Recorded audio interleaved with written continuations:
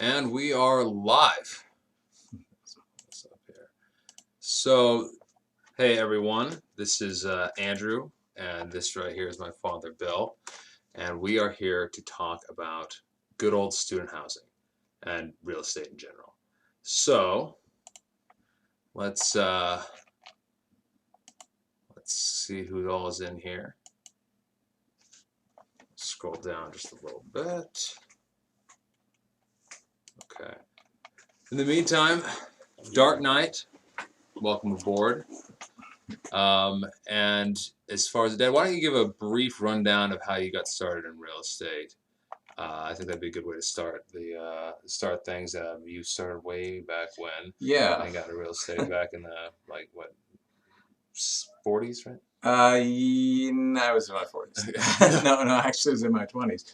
But I relocated from Southern California to Portland, and in Southern California, which I had gone to seminary there, and that's why I'd gone there. I had kind of missed out. We were renting a house, my wife Teresa and I.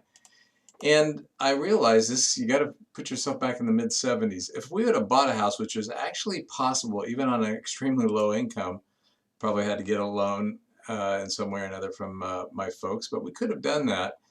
And the time period of the mid-70s to late 70s was a huge amount of appreciation in Pasadena, California, where we're at. When I got up to Portland, I thought, wow, I had missed out on something because I located to Portland in 1980. And that was a huge amount of appreciation upside that I could have had if I would have not just rented like everybody else, but if I would have put myself into a purchase of a property. And I said, I'd rather not make that mistake again. So while I'm, focused on campus ministry mostly, which was my career at that point, I thought I had to buy some houses. I had to try to start investing in real estate and not miss that upside again. Well, of course, the moment you start doing that is when the market turns. And the market in 1980 was just like the market in 2007, 2008. And so I got to buy houses on the way down, not on the way up. And that was a little bit of a frightening experience. I was fortunate enough to, during the course of 4 or 5 years, to be able to do minimal rehab on these houses and resell them in a way that I didn't lose too much money. Matter of fact, fairly minimal losses.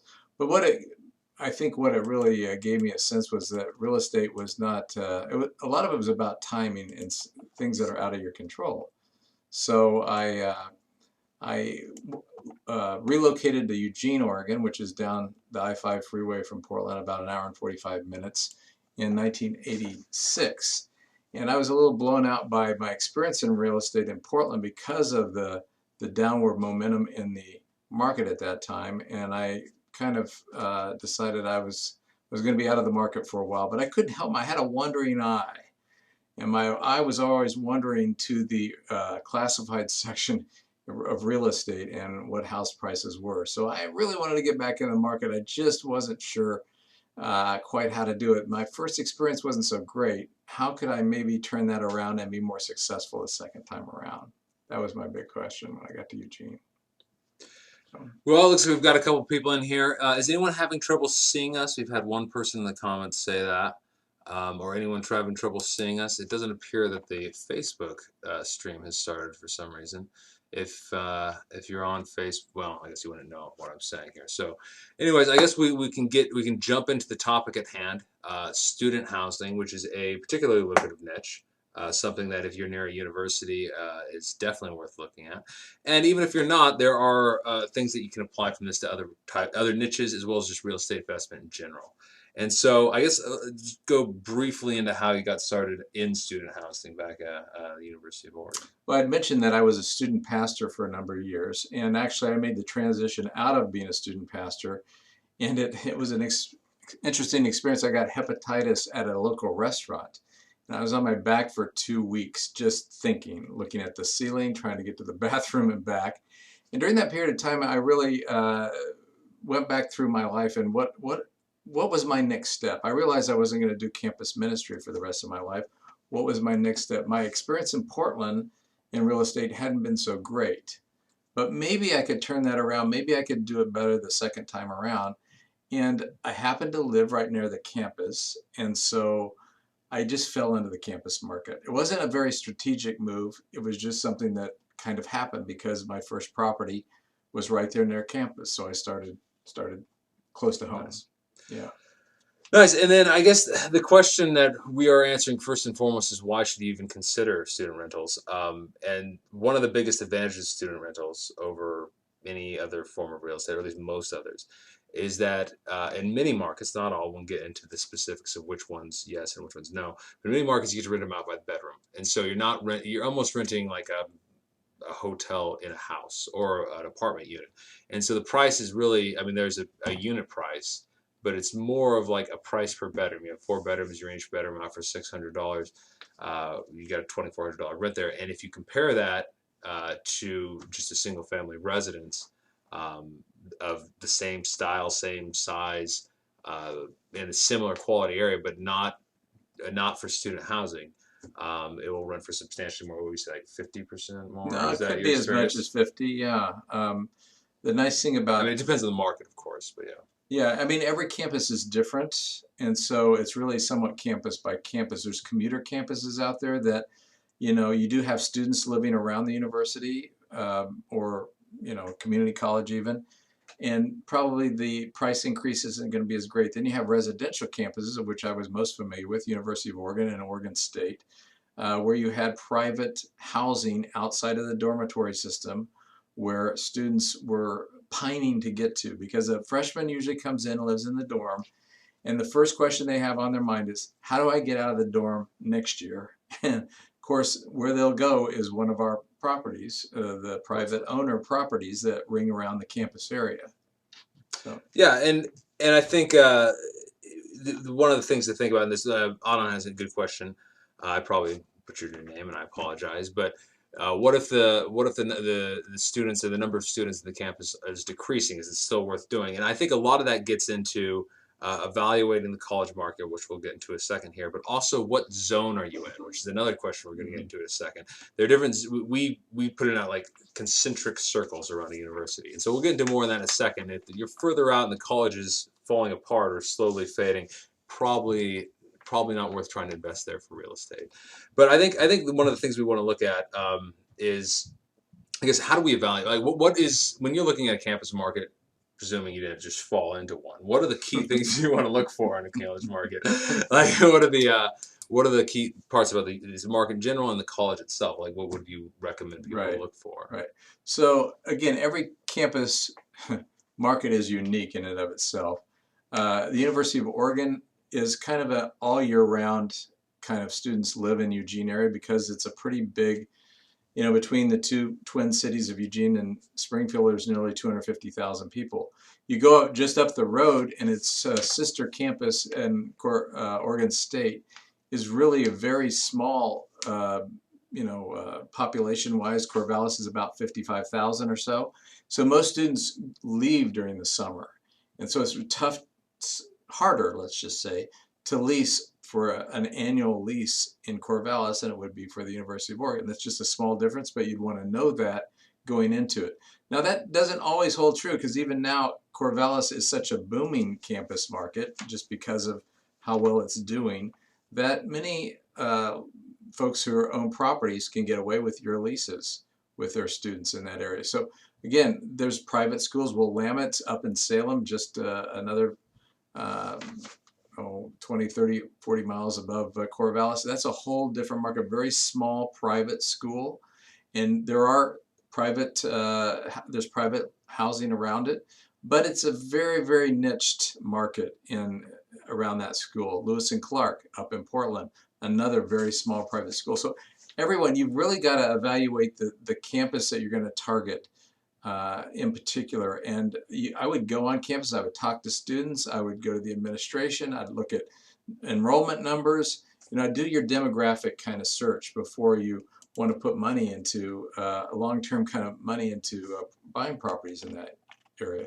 But I will say this, we also own, interestingly enough, I graduated from a college in Kansas. It was in Emporia, Kansas. I call it the Harvard of the Midwest, Emporia State University. For those of you that haven't been there, well, it does maybe slightly under Harvard, maybe above Stanford. I don't know, somewhere in that area. Anyway, I went there, for crying out loud. So we've actually bought recently properties fairly close to Emporia State University. It's got about 6,000 students there. It's a small teachers college primarily. And we've been able to basically, a lot of that campus housing is really junky in Emporia, Kansas. It's just how it is. You can't rent them per bedroom nearly as much as you can at University of Oregon or Oregon State, but it rents higher per bedroom than you could rent to the average person living in Emporia. So we've targeted that market as well as a campus market. And it's campus isn't necessarily booming or anything, but it's kind of steady Eddie. And it's the fact that rents are still higher there makes it attractive to rent to students. Yeah, and I think you can compare you can just look at the rental prices of properties in similar areas that are right next to campus and ones that far apart to see if you can get that premium.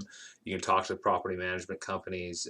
You can talk to, as one of the best recommendations for finding loans or contractors or just learning the business, go to your local REIA group, see if you can't find an investor in student housing there, or just if you can't find them, ask them to take them out to lunch. Just talk to people about the market. You should get a good feel, as well as looking at statistics. You can look at whether or not the university is growing, whether or not tuitions are going up, whether or not its rankings are going up, all sorts of things. But in many ways, you can sort of separate them out into like commuter colleges and residential colleges, two broad groups with many different categories within them, of course. But the two broad groups you'd have, and so like in Oregon, you'd have in Eugene, Oregon, where we're from and where my dad's student housing business is.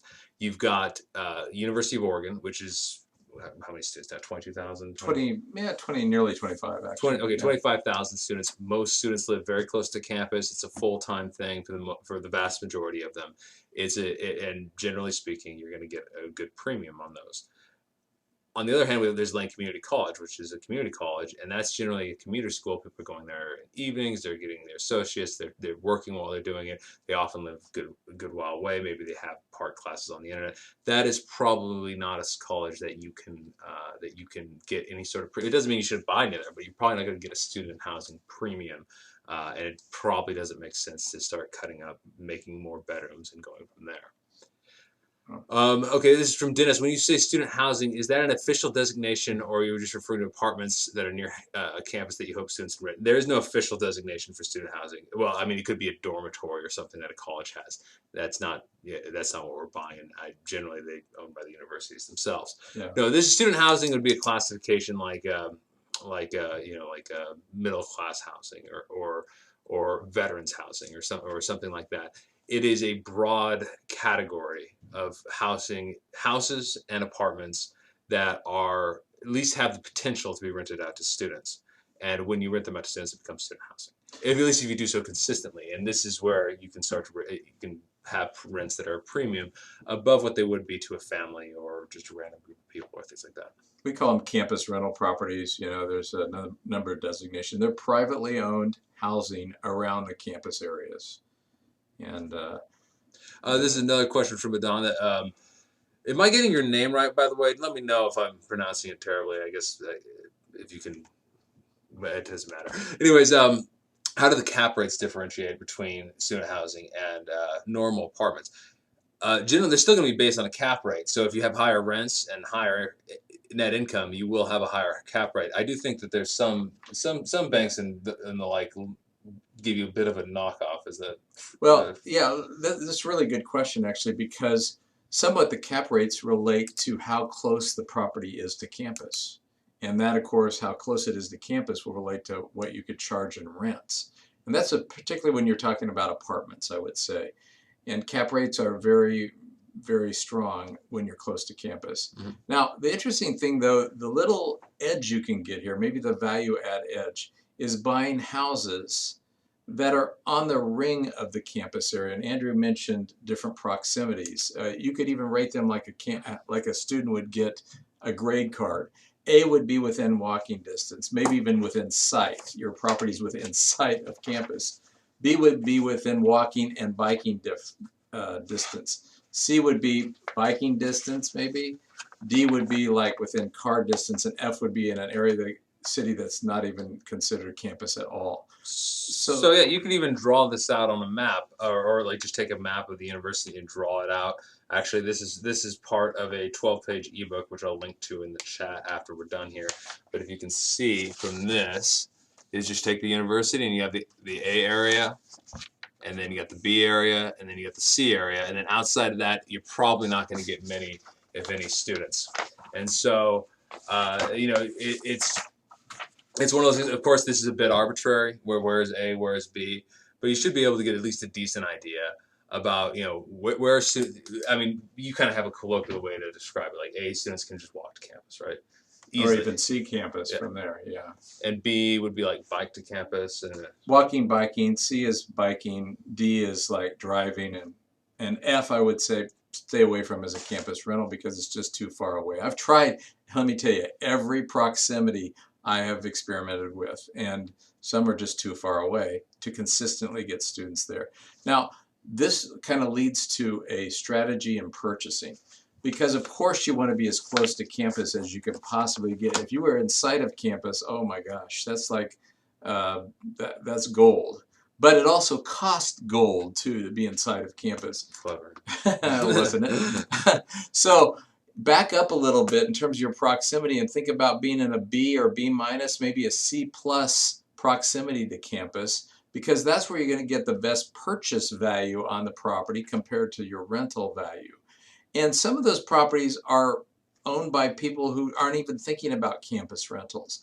And so you can go in there with a campus rental mindset, say, this is a value add for me. If I could buy it in a B minus C plus area in terms of proximity, and I'm purchasing from somebody who isn't even using it as a campus rental or doesn't even think about that, and there's even some added space that I could add a value, we'll get add a bedroom, we'll get into that a little bit later, which adds a tremendous amount of rental value to the property.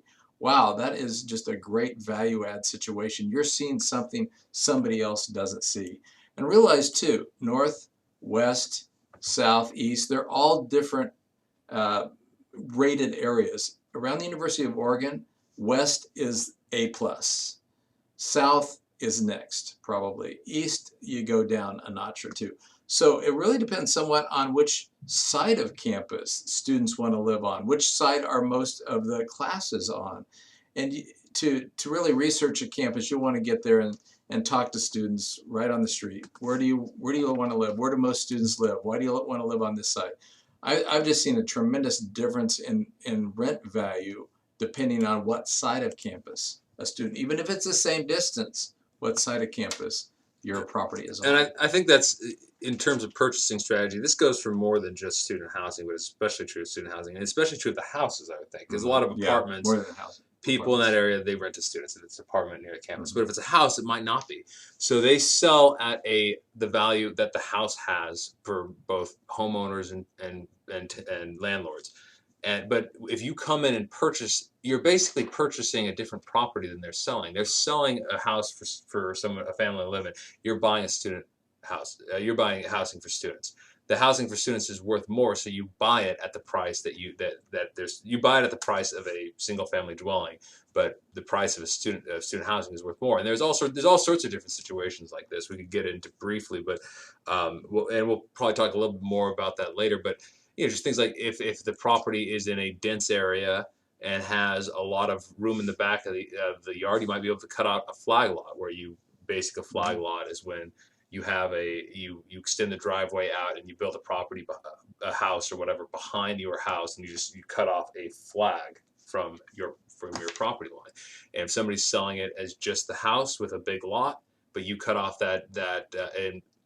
but you cut off the flag lot, subdivide it, go through that process, and then sell the flag lot or develop it, there's a huge value add. They're selling a house with a big lot. You're buying a house you can subdivide a lot off of.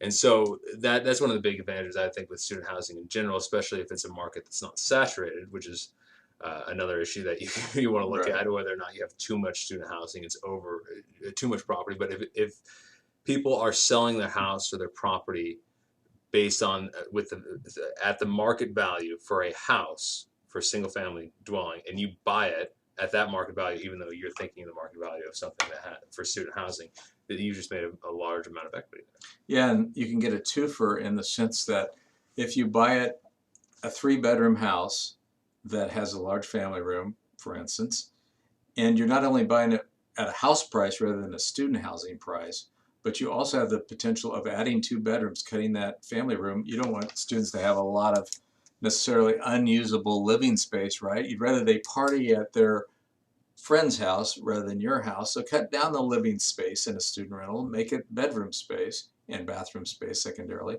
But if you could put 2 bedrooms and an extra bath in that large family room, oh my gosh, all of a sudden you have a 5-bedroom house. You've stuck some money into it, but you've increased the rents dramatically depending on your campus, $450, $550, maybe even $650 a month per bedroom. That's a tremendous upside in terms of cash flow, value, and equity that you built into your property by doing that kind of value add. Yeah, I think generally you have to expect college students have a reputation, and that reputation is not exactly the most sterling. If you have a large common area in a house, it's going to be a party house, pretty much without exception. And also, common areas are much less useful because families want common areas, but college students, unless they want to party, which you don't want them to party in your house because they're just going to spend. I mean, you've often noticed, right, that the bedrooms and even the bathrooms to a degree are kept up pretty well, but the common areas in student houses are just wrecked. So it's like the smaller common areas you can have, the better. Right. Yeah.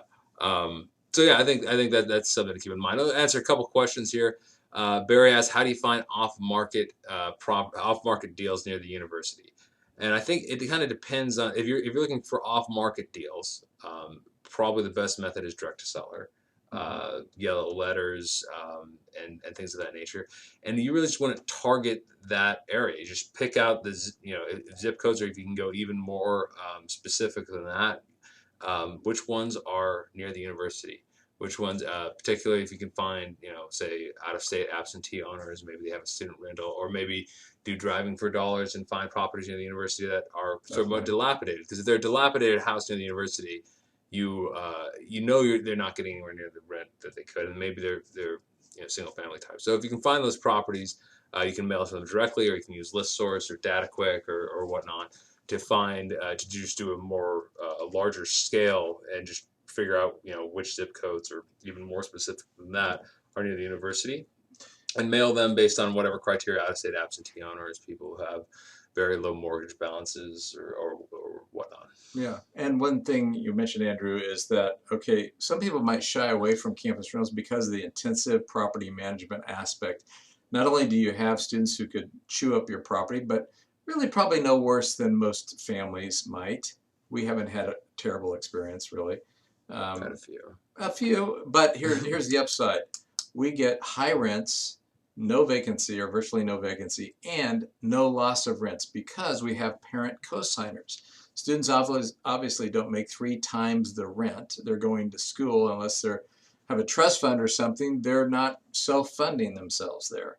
And so when you have a parental co-signer, which we get with every student, let's say there's a group of 5 in a house. Let's just say that as an example. We have 5 students sign on to the lease, 5 co-signing parents sign on to the lease. You're not going to a co-signing parent's not going to want to have their son or daughter destroy their credit by some beer pong party that happened in their living room that caused incredible damage, and so they're just refusing to pay for it. They're going to pay for it more likely than not. So you're not going to lose hardly any rent out of damages, and that's the upside. And while usually people side with their own family over the dreaded evil property management company, like the one exception to that is your college age kids. Like you just presume the worst, right? well, we do, and we're pleasantly surprised often, actually. Although I will say that we have a house that we've had to resand the wood floor 3 years in a row now. We're putting bulletproof refinishing on this year because we don't want to resand it a 4th time, which is crazy. But it's like we've had a roving fraternity come through this house every year. Now, we haven't lost any rents. We fought even with a couple of fathers who are attorneys occasionally, kind of thing. Well, they shouldn't have to pay that. Well, yes, they should. Here's the photos. Here's what it was like before they moved in. Here's what it's like after they leave. And we have just not lost hardly any rent. So I would allow property management issues to scare you away.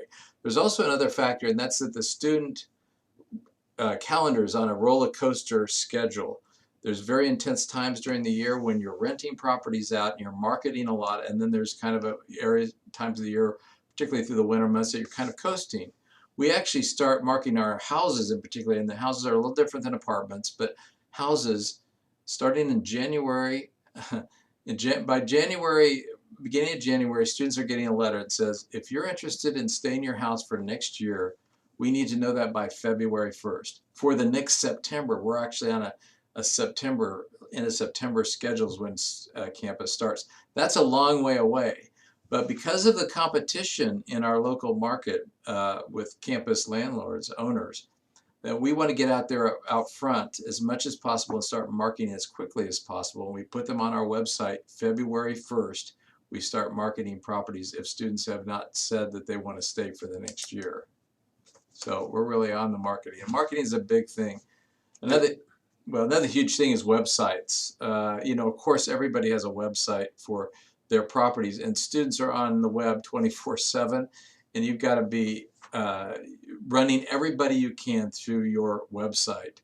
You want to have a good website that has great pictures of your properties and has an ability to pay online. I remember the first time I had a student tell me, that's the first time I've ever written a check. I sat back, I said, how old are you? I'm 22 years old. I said, you're kidding. Now, that's the new normal, right? So they want to pay online, have a means for them to pay online. Let's go through a couple questions here. Let's see. We'll start. Barry, thank you. We appreciate that. Would you still look for student housing in smaller markets like cities in Wisconsin? I would say it depends. We have there's a friend of mine who we actually used to work with, who he started investing in student rentals up in Poughkeepsie, New York, around Marist College, which is a pretty small university.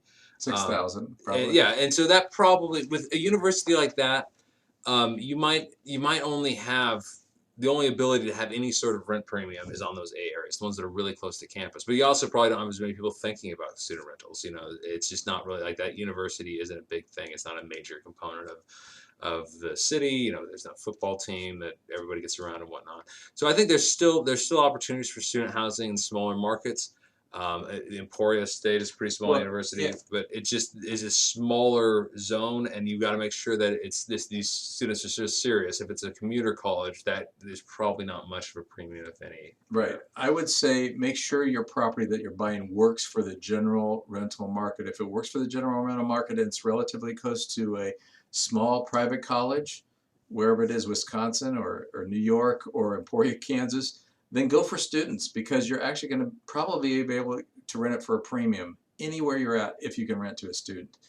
And again, it's catering to the student rental market and their schedule and their likes, kind of what they're inclined to, and really getting a fix for that and then going after those students. And we've done that successfully in smaller markets. Yeah. Susan asked, do you charge a higher rent deposit for repairs with students?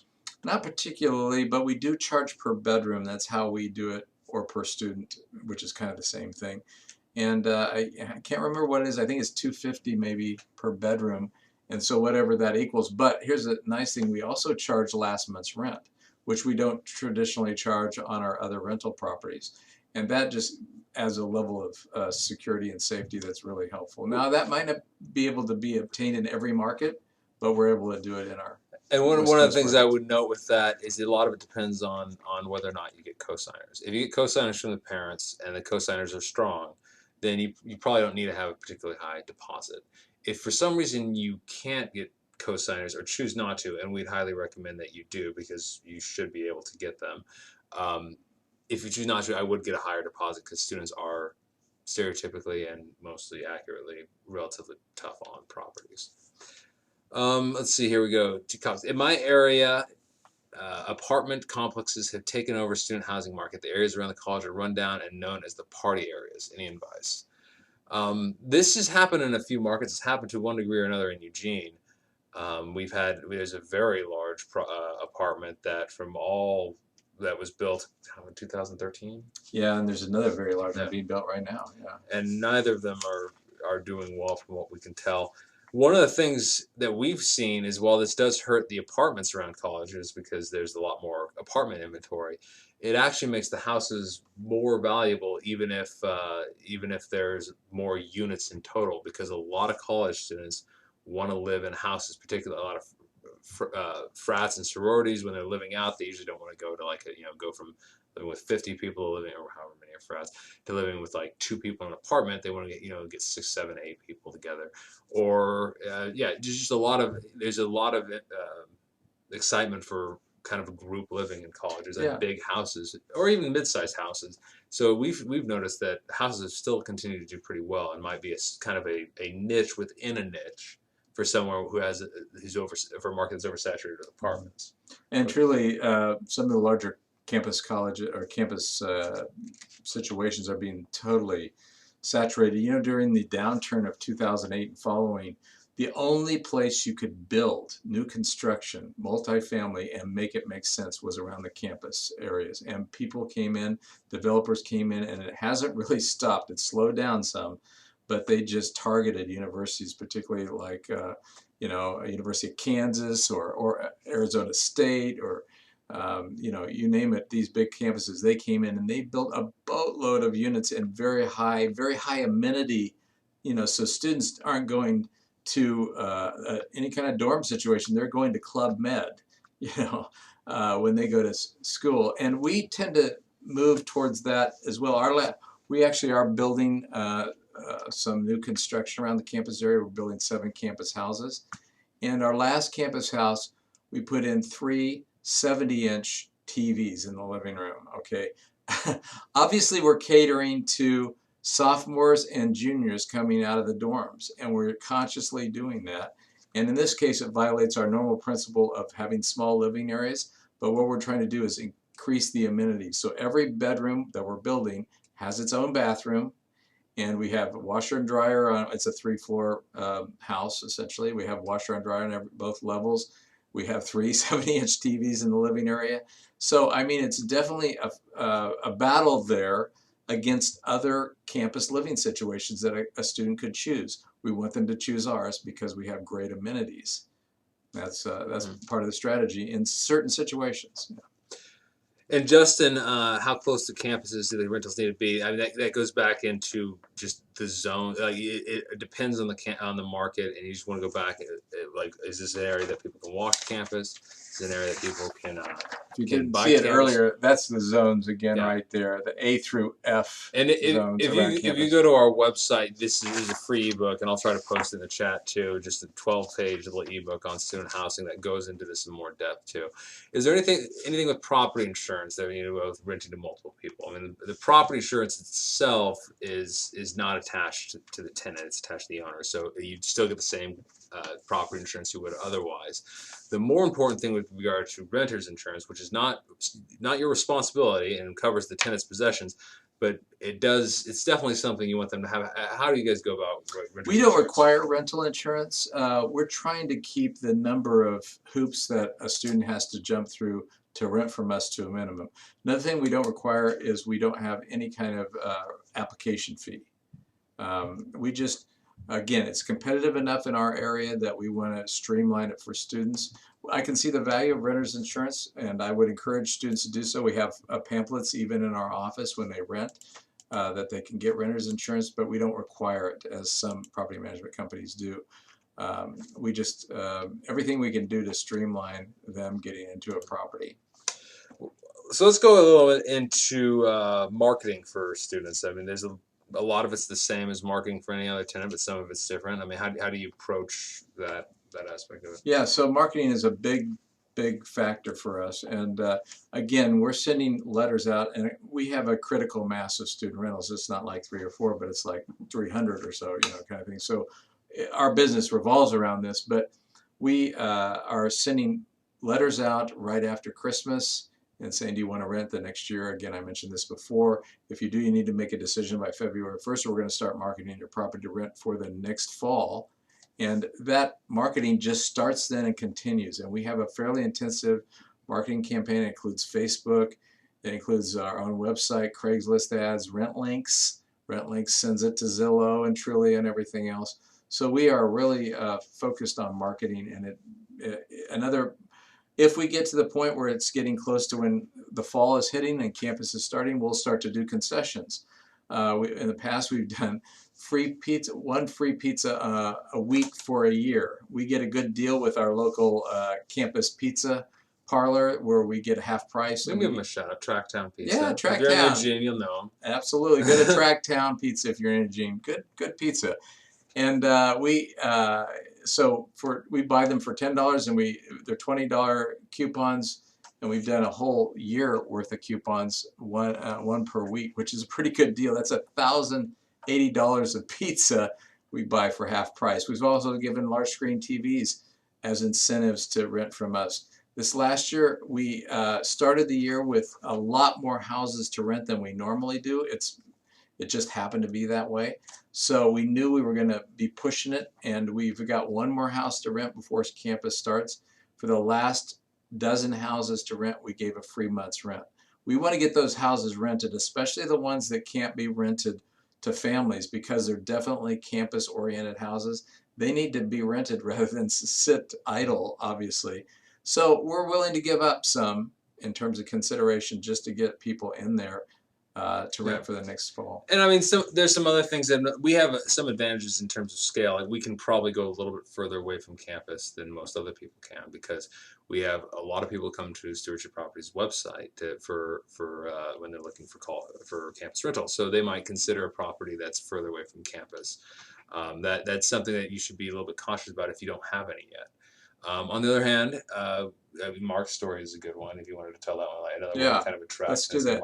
And by the way, if you want to go to our property management, and it's mostly student, but it's not exclusively student. StewardshipRentals.com. StewardshipRentals.com. And that's our Eugene property management site. So Mark is a friend of mine who we partnered early on 20 years ago in doing some properties. He kind of got the campus bug, and we went our separate ways.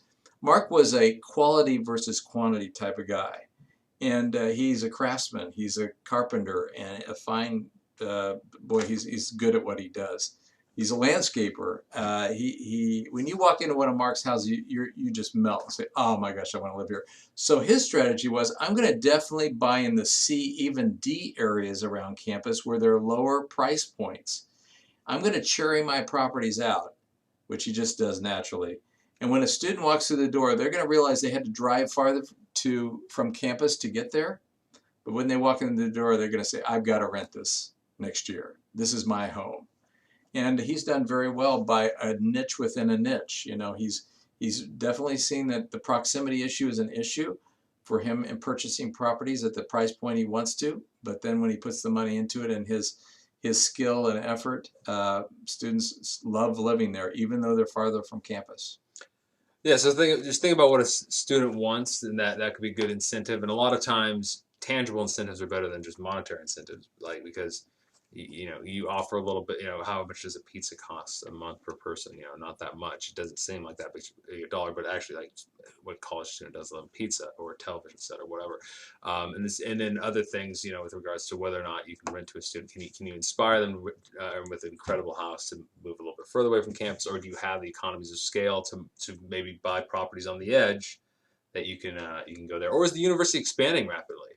If the university is expanding rapidly and there's released plans to add another 5,000 students or whatever, maybe you can buy on the edge there where most people are, where most aren't student houses, and kind of just rent out as a family house and wait. It should still work. I don't like speculating and hoping things will change even if you have good reason to, but it still work as it is. But that's another good way to think about it. We're getting a request to give an example. You want to tell an example of a property, maybe property brought and turned into the student housing? So an example of something that wasn't student housing you turn into? Yeah. Just an example of one of the property, yeah. Gosh, we got a number of them. I turned a dental office into student housing that was relatively close to campus. It had very small bedrooms because those dental offices are very small, but you could put a bunk bed over a desk, which made it much bigger in terms of square footage. changed a warehouse that was built in 1884, oldest building of its kind in Eugene, into a 9-bedroom, 3-bath campus rental property. It's really cool, but very unusual. Fraternity house that was turned into 11 bedrooms, and 11 apartments, of which there's 30 some bedrooms in there. I had to tear the whole thing apart to do it, and it cost quite a bit of money, but when you amortize it out and realize the return on investment, it was quite good. And we really haven't maybe emphasized enough, it's all about the bedroom when it comes to campus What are the rental weirdest properties. things you've turned into bedrooms? Weirdest things. Well, I don't know about weird, but I'll start with a few here. So a property that was a duplex. Why would you ever change a duplex into a single family? Well, if you take the best side, the best living room side, the best kitchen side, and then you could, with the square footage there, you take 2 1-bedroom apartments that is a duplex into a 5-bedroom, 2-bath campus rental. Makes a lot of sense. More bedrooms. Turned, of course, garages into bedrooms, attics into bedrooms, family rooms into bedrooms. Let's see some of the A lot of weirdest. basements in the And a bedroom. lot of basements Normally, I'm into completely bedrooms. opposed to finishing basements. Oftentimes, you have Yeah. water problems that will cause just more and more damage. But when it comes to student housing, it's usually like going from a 2-bedroom to a 3-bedroom in a normal house is important, because 3-bedroom is usually the smallest that a family can have. 2-bedroom is usually a couple together or roommates. With student housing, but when you go to 3 to 4, it's not a huge bump up, a little bit, but not much. With student housing, like a 3-bedroom house might rent for, I don't know, I'm throwing out a number, like $650 a room, whereas a 4-bedroom house, the same exact house, you just squeeze out another bedroom, might rent for $550 a bedroom. Oh, more like 635. 635. Okay, but going down a little bit, but not a huge so amount. So exact same house, you've added a bedroom, and the rent goes up $500, $550, or whatever. It's huge. It doesn't seem to make sense, but in a strong campus market, particularly with a residential school, this does not work with community schools. And you want to make sure this is the case, and there's a premium on student housing in the area that you're buying. But generally speaking, just adding a bedroom, that by itself can increase your rent $500. That's never going to happen with a working class or middle class or even luxury property. Well, certainly not with luxury housing. You're not going to be able to add a bedroom and change anything. But with student housing, you add an enormous amount of rental potential. I don't know if I have my numbers exactly right, but let's say it costs you $20,000, which might be on the low end, granted. If you could rent that house out for $450 a month over a 5-year amortization period, I think that is about $425 a month. You get your money back. You get $25 extra a month, and you'd have it paid off in 5 years. That is a lot of gravy when it comes to adding a bedroom. And again, as Andrew mentioned before, it's like adding an apartment unit when you're adding a bedroom. And you'd have to add some bathrooms as you go along. The more bathrooms, the better, per bedroom. But it's like how can you possibly add another unit to an apartment complex? Well, you can if it's in a house and if it's near campus. So if you have things to look for, obvious right off the bat, basement. Do you have a basement that has a high enough ceiling that you can finish? Especially if it's a walkout basement, and especially you need to make sure it's a dry basement. You do not want to deal with wet basement. Some basements just simply cannot be made dry, no matter how hard you try. And so you want to make sure it's a dry basement, because if you start putting in sheetrock and all the rest of that stuff in a wet basement, it's just going to start to get mold over and over and over again. But if you have a dry basement, especially if it has a walkout, it's a great place to add bedrooms. Attics you can sometimes finish, especially if it's a high attic. Most attics are too short, though. And so that makes it challenging to do that. Or maybe it's in an area where it gets way too hot and you can't get the ventilation. But I mean, it's things to look into. You want to make sure it's still well ventilated and you can keep it cool. Other areas, if you have bad floor plans, really big living rooms, if you have a really big bedroom, maybe you can cut part of it off. Make a little hallway on the side of it, go to the back part of it. Or cut part of it off, get rid of the wall, and expand it a little bit further into the living room. Have you closed in sunrooms before? Oh yeah, we've closed in decks. Have you closed in a deck in the front? Closed in decks. We've closed in porches. We've moved around living rooms. We've taken the dining room instead of a dining room anymore. It's a bedroom.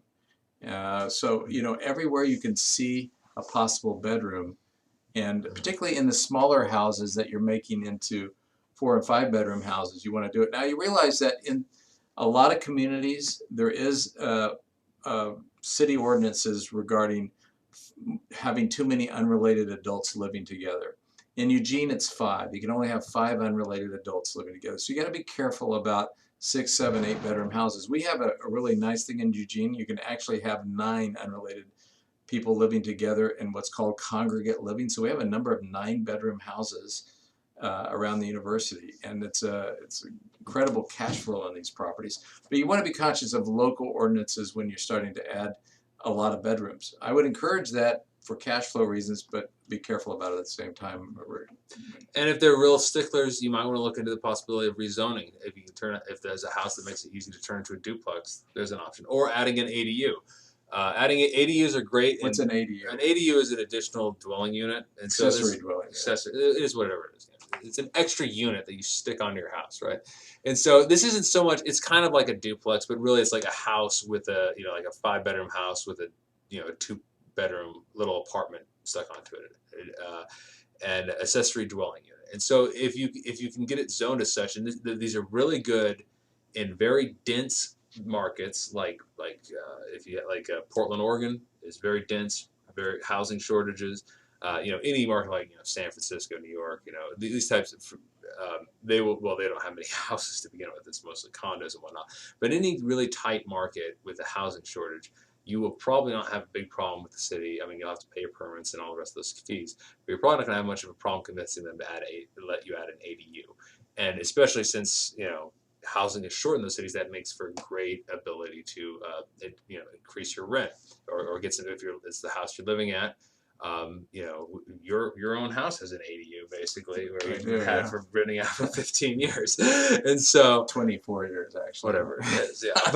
But so that's great for dense, but it's also extremely good for student housing because students have no problem living in ADUs. Some people might not be a huge fan of it, but students have no problem whatsoever. So is it possible to even build an ADU onto the back, convert a garage into an ADU? That's another one. I'm usually against garage conversions, not with student housing.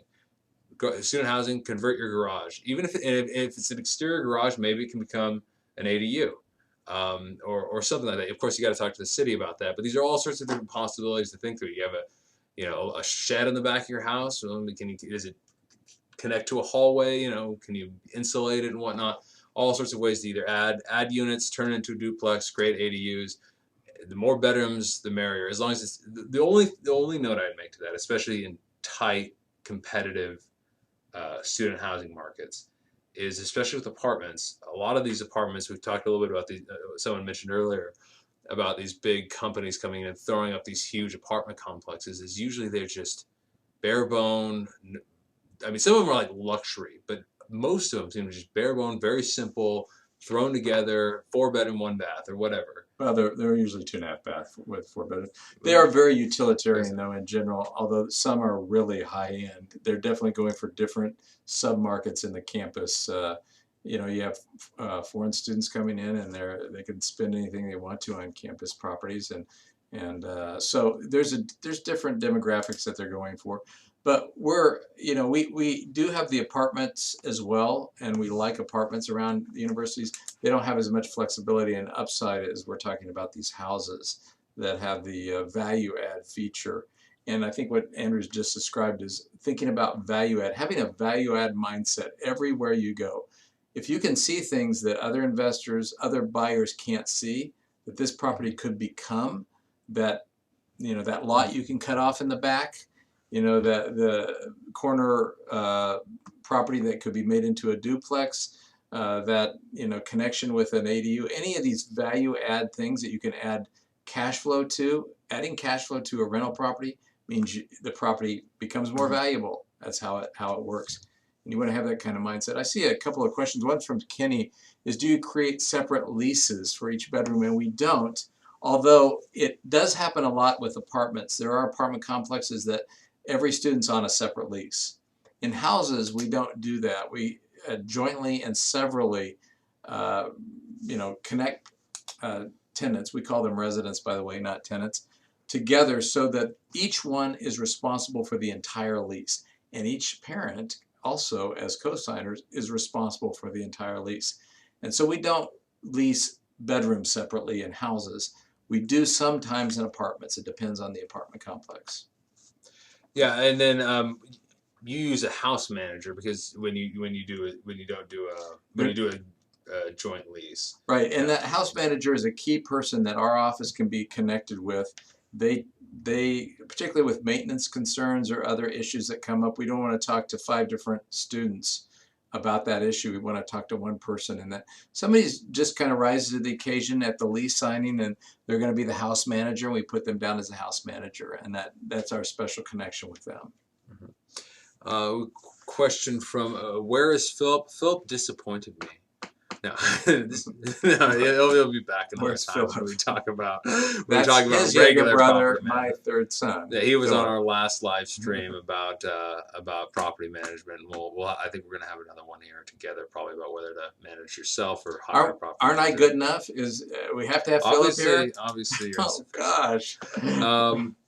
as far as Jesus asks about house hacking. That's actually a good one. My friend in Poughkeepsie, New York, what he would do is he would house hack one of these student rentals, live there, fix it up, do all the rest of it. And house hacking is just living in a house you're fixing up and then either, refinancing and continuing to live there or selling it as a flip or moving on to the next one and renting it out. It's a way to kind of save costs, use your time instead of your money to do a flip or a hold. And there's no reason you can't apply that to student housing. It might be tough with like a 9-bedroom house, but it doesn't mean it's impossible with a 9-bedroom house. And so it's one of those things. And even FHA financing, which is you can get 96.5% financing, really good interest rates. That you can use for a duplex or a fourplex that's near campus and can be you have to live there, of course, but there's whatever other units you have. You can go up to 4. Yeah, you can go up to 4 units, but you can rent those other 3 out to students. So there's no reason you can't combine student rentals and house hacking. It might be a little tricky if you're buying an enormous house. But actually, a lot of parents get into student rentals because their son or daughter is going to the university and they decide to buy a property near campus. Now, I would be careful about jumping in without full knowledge of what you're doing, but that is a way to get into the campus market. I do know people have done that at various locations, and it's served their student well while they've been there, and then they have a valuable rental property once they leave. Now, again, buying out of area, out of state brings its own issues with it. I wouldn't, if it was my son or daughter going to campus and it was a one-off, I wouldn't do that. But if it got me into that campus market and it got me to buying in that campus market and because I thought it was a good situation. Or it's what? Or it's near you if it's in your city. Yeah, or certainly if it's near you, yeah, that makes a big difference. Yeah. And Kenny wants all 3 of us to get in. My office is not set up for that, so sorry. It's Philip, me, and you in the same. That's a special live. Maybe someday. Maybe if you're really good to us. Let's see if we have any other questions here. Let's see if we got any. I'm sure we missed some questions here. We've had a few. And I'll ask if we could share one with the cash that, basically an example with the cost of the NOI.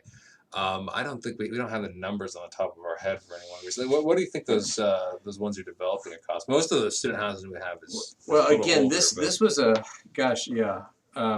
this was a value add situation. So we bought 2 properties that had gigantic backyards that were on alleys. And then we were fortunate later on to buy the 3rd property that made a big long piece that we could cut off behind these houses and build more student rentals. Again, that's just a value add situation that we saw. So the land was virtually free. And there are properties, in the campus area that have big backyards that are accessed by alleys. It is another value add thing. So we just decided to basically build gigantic row houses down this alley. We call it Quack Alley. And it's an Oregon term, all right. And by the way, I do have my Oregon shirt on today for those of you who noticed that. And I have my Oregon ring. Didn't go there. My sons did, 2 of the 4 of them did. But I certainly appreciate what the Oregon campus has meant to our family. Anyway, so it's just a value add. So what's an example? Here's how I used to see it. If I could create another bedroom, and the money I could get out within 5 years, it cost me 5 years worth of money to get out. It would be definitely worth it to create that bedroom, and it's because they're not cheap. When you're tearing down walls, you're even sometimes putting foundations in. You're having to put bathrooms where they weren't intended to be, but you have to add another bathroom now. It's not necessarily a cheap rehab, but the kind of return on investment when you can add 450, 550, 650, whatever it is in your campus situation is pretty crazy ROI on these, value add bedrooms. So the return on investment is often there. Yeah. Um, as far as what do we think of condo student rentals? This is from 123 T Dizzle. I would say if you're talking about just like, I mean, condos are like an apartment complex has been condoized, and so you can buy the condos individually and rent those to students. I mean, you don't have as many advantages with condos because apartments are a little trickier than houses. Although you can add bedrooms to condos potentially. So if there's the ability to add the bedroom, that's great. The biggest problem we run into condos, both in the student housing variety and the non-student housing variety, is the HOA. The HOA is usually just pretty expensive and it makes it hard to cash flow. But if you run the numbers, put the HOA in there, the HOA fee, whatever it is, and it still works, then yeah, condo investing works just fine. Some other markets also, the condo market's a little softer and harder to sell condos. You don't have the kind of liquidity you would with houses or even apartments. That's just something to keep in mind. So basically, we don't exclude condos, and they certainly can work for student housing in markets where there are condos near universities. But I don't think of them as, I put them down on the scale. I don't prefer them nearly as much as I do houses. As far as let's see, we have any other questions here. William's got a couple questions about, and maybe we've addressed these about unrelated adults living together. We did address this. There is a episode that I did an interview with Josh and Brandon, 140 on BiggerPockets. It goes really into depth about student housing. And if you want some more information, not only do we have the article that Andrew will put up after we're finished here as a download, but also that episode 140. It goes really in depth into student housing. And I address things like the unrelated adults living together, which you've got to be careful. Usually, city doesn't care that you have 6 people there, which is maybe one more than you should have as an unrelated adult. And sometimes students bring in extra students to live there you don't even know about. If the neighbor has a problem with it, that's when it becomes a problem. Because if they call the city will come out. They'll do a bedroom check and see how many beds are there, who's living there, and if there's more than should be there, that's when you gotta face the fire kind of thing. I think one of the things, there's a couple points. One, you can't let the tenant's problem become your problem. Like if they're having problems with their roommates, it's like, I'm your property management company. I'm not your counselor. I'm not your mom. I'm not your dad. You know, this is something you have to work on. Like this, we just signed the lease. We take care of the, we do our maintenance. We do our part of the bargain. But if it's something where you can't get along with your roommate, there's just nothing we can help you there. Now, if it's something that you do want to have, like if one person leaves, how do you generally deal with that? Let's say somebody just runs away. I mean, they're still responsible for their part of the rent. And they're still responsible for their part of the. So if it went into delinquency, they would still be held responsible. But the whole group is really, if it's a house and they have signed a joint lease and everybody's responsible. So there's a lot of impetus there to find another person to take that person's place. And that's nice, putting the onus on them rather than yourself to go out and find that 5th student to take somebody's place. It's the group's responsibility. And we might help them. We might throw up on our website that this is available, possibly. We'll do that to help them out. Because it becomes a financial issue for us if they stop paying rent or they pay less rent. That becomes an issue for us to address. But usually they will make up the difference themselves. And you want to make it clear during the lease signing what's going on. Like as Phil really stressed in our last live stream when we were talking about property management, you need to set expectations. And so one of the expectations is even if one person leaves, everybody's still responsible for paying this rent. Like if John just up and bounces, like, okay, your rent used to be it's 3,000 amongst 5 people. Now it's 3,000 amongst 4. And yeah, if you go into delinquency, we're going to go after John too. But you got to find a way to pay this. And it's like, yeah, if you find another tenant, we'll do the screening. We'll let him replace John on the lease. But you got to make it clear to them, like they don't get out of their rent just because their roommate screwed them over. Like it's not our problem. And then you can't let tenants make their problems your problems. That's going to happen regardless, but it can be even more. It can be even worse in student housing, because this is the first time a lot of these people have ever rented. They've never had any experience renting. they don't have any experience living away from home, or they have very limited experience, or is in kind of a weird, environment. They're never gonna, it's not normal, like a dormitory. So you're gonna have a lot of people that don't have a lot of experience renting. They don't really know what's expected. They think you're supposed to come out and change their light bulbs. You've got to, you got to tell them no, and you've got to make sure that they don't make their problems your problems. Especially true on the property management side. It's true for all property management, but I think it's even more so with student housing. A few other things, property management wise, you really have to have a landscaping service. You're not going to expect students. They don't come to school to cut grass, so make sure you have that. If they are, partying around, they got junk outside, then I would pick it up and then I would charge them for it. So, I mean, again, you're trying to hold them responsible for their own behavior. And but you're catering, again, to it. I think Andrew said it well. These folks are on their own for the first time in life. There's a good thing about that. There's not so good thing about that. You're not their parents, but sometimes there's some parental kind of supervision that has to go on with what's expected. And we have not been reticent about bringing an entire group into our office in the conference room and say, you are disturbing your neighbor, and we don't like it because it's just not being a good citizen. These kind of parties, the police are going to be called. On the second call, they're going to start signing fines. We want you guys to fly right here. And we've gone over to parties ourselves at 2 in the morning. We've the next day or the next week, we've addressed these issues. And they do come up time to time just because of the demographic you're working with. I just remember the story about the mother of all parties. Oh my gosh.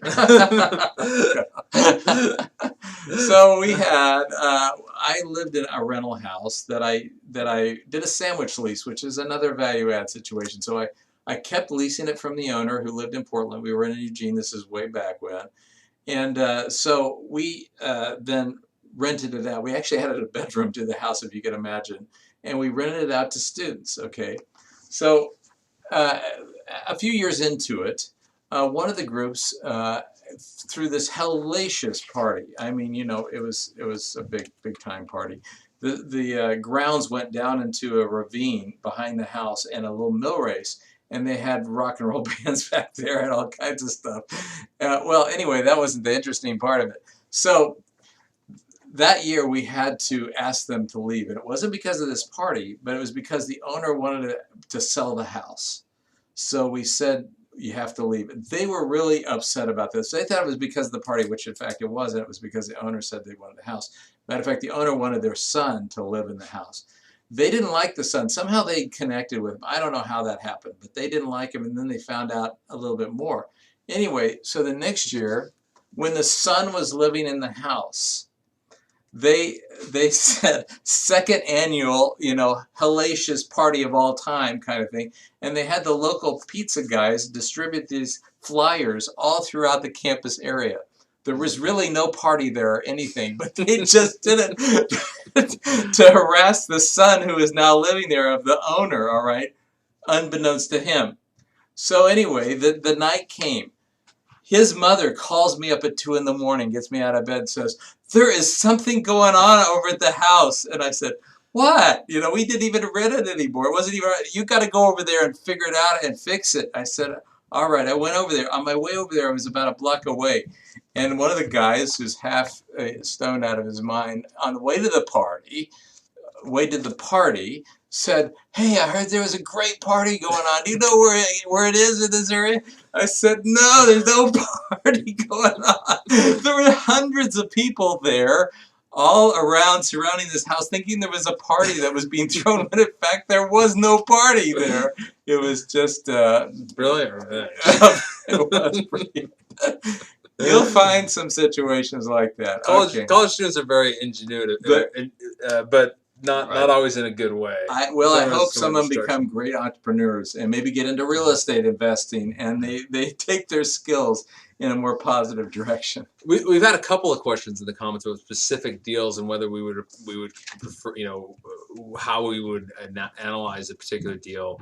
One is comparing a 4-bedroom townhouse to an actual fourplex, and it's really hard to. I mean, preferably you know, it's hard to compare those types of deals. And in some ways, with regards to student housing, it's important not to think of it as so different from regular real estate. I mean, you're still looking at like what are the comparables for this property, but you just want to keep it like you were thinking about the properties. You know, you want to be a little bit tighter. Make sure you're not comparing, you know, an apartment complex that's for student housing with an apartment that's, you know, a couple blocks away, but it's actually a Section 8 apartment or something like that.